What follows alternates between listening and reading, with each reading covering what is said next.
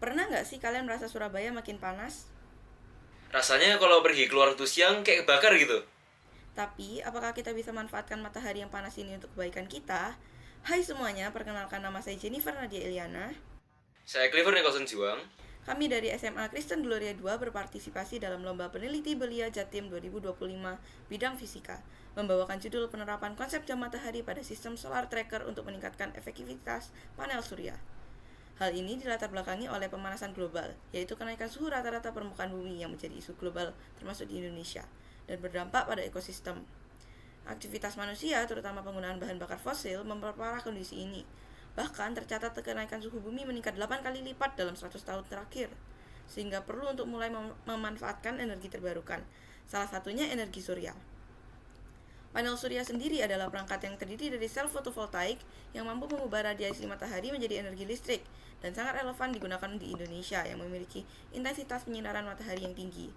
Namun, gerak matahari dari timur ke barat menurunkan efektivitas panel, sehingga penelitian ini mengusulkan pemanfaatan konsep jam matahari ekuatorial berbentuk setengah lingkaran dengan nomon sebagai penunjuk bayangan untuk mengarahkan panel mengikuti posisi matahari agar dapat memaksimalkan penyerapan energi dari berbagai arah.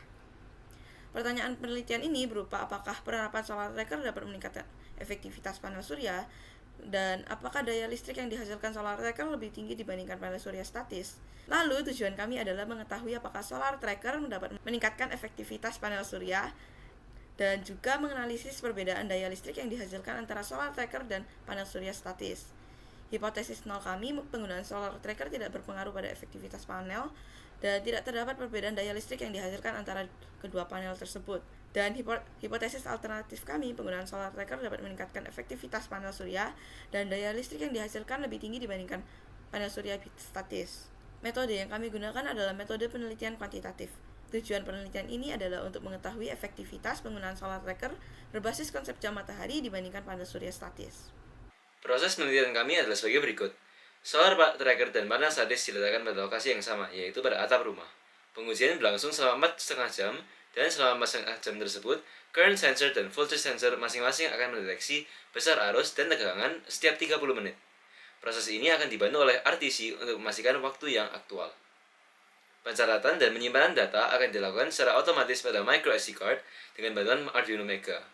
Data tegangan dan arus dari panel surya akan kemudian diolah untuk memperoleh besaran daya listrik dengan menggunakan persamaan P sama dengan V kali I.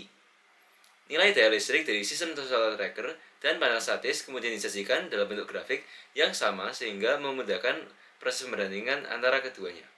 Berikut adalah beberapa foto dokumentasi yang kami ambil pada saat penelitian. Hasil data kami menunjukkan bahwa sistem solar tracker secara konsisten menghasilkan daya yang lebih besar dibandingkan panel surya statis. Tegangan yang dimiliki kedua panel serupa, namun arus lebih besar pada solar tracker.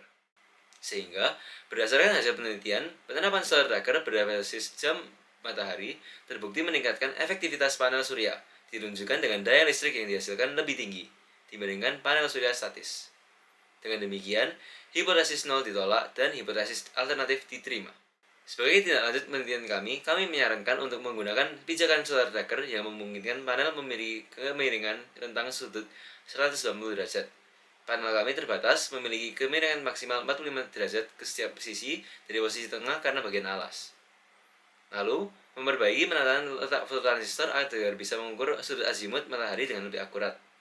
Dan terakhir, menggunakan motor servo dibandingkan motor DC agar mengukur sudut secara langsung tanpa menggunakan komponen encoder.